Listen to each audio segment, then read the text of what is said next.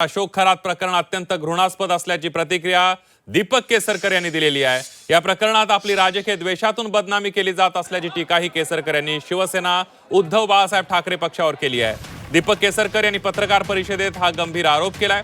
महिलांना फसवल्याप्रकरणी शिक्षा व्हावी केसरकर यांनी पत्रकार परिषदेतून मागणी केलेली आहे। अघोरी पूजा कधीच केली नाही असं सुद्धा केसरकर यांनी म्हटलेलं आहे।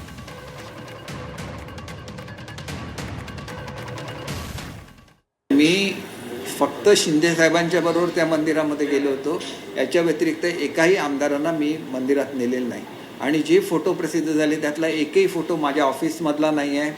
त्या ठिकाणी सिन्नर येथे जे कोऑपरेटिव्ह सोसायटी आहे त्यांचा सुवर्ण महोत्सव होता, त्या निमित्ताने प्रमुख पाहुणे म्हणून मला बोलवलेलं होतं आणि त्याच ह्याच्यासाठी खरात सुद्धा उपस्थित त्या ठिकाणी होते आणि त्याच्यामुळे आमचा एकत्र फोटो त्या प्रचारात आहे। त्याचा आणि आमच्या डिपार्टमेंटचा किंवा मी घेत असलेल्या मीटिंगचा काहीही संबंध नाही।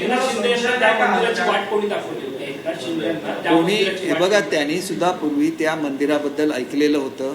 शिर्डीला कार्यक्रम होता आणि शिर्डीपासून अवघ्या 10 किलोमीटरवर हे मंदिर आहे आणि त्याच्यामुळे मी आणि ते सपत्नीक आलेले होते आणि त्यांनी तिथं पूजा केलेली आहे, ती सुद्धा शिवशंकराची पूजा केलेली आहे। दुसरा कुठलाही विधी त्यांनी त्या मंदिरामध्ये केलेला नाही।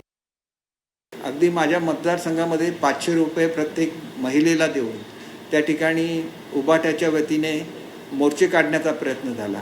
वास्तविक माझा काय संबंध आहे या गोष्टीशी, कारण ही केलेली ही त्यांची व्यक्तिगत गोष्ट आहे आणि ही गोष्ट कोणालाही माहिती नव्हती। माझ्याकडे एखादी तक्रार आली असेल आणि त्याची मी दखल घेतली नसती तर माझा दोष मी मानू शकलो असतो किंवा त्यांना वाचवण्याचा कुठलाही प्रयत्न मी केला असता तर तो मनुष्य दोषी असू शकतो। केवळ ओळख असल्यामुळे ते करत असलेल्या वाईट कृत्यांशी आपला संबंध नेऊन जोडणं हे संपूर्णपणे चुकीचं आहे आणि हा सगळा प्रयत्न उबाटाकडून होतं। ज्यांच्या नेत्यांनी त्यांच्या मंदिराला पाण्याची लाईन आणून दिली, त्यांच्या मंदिराला निधी दिला, तेच लोक आज असा आरोप करतायत।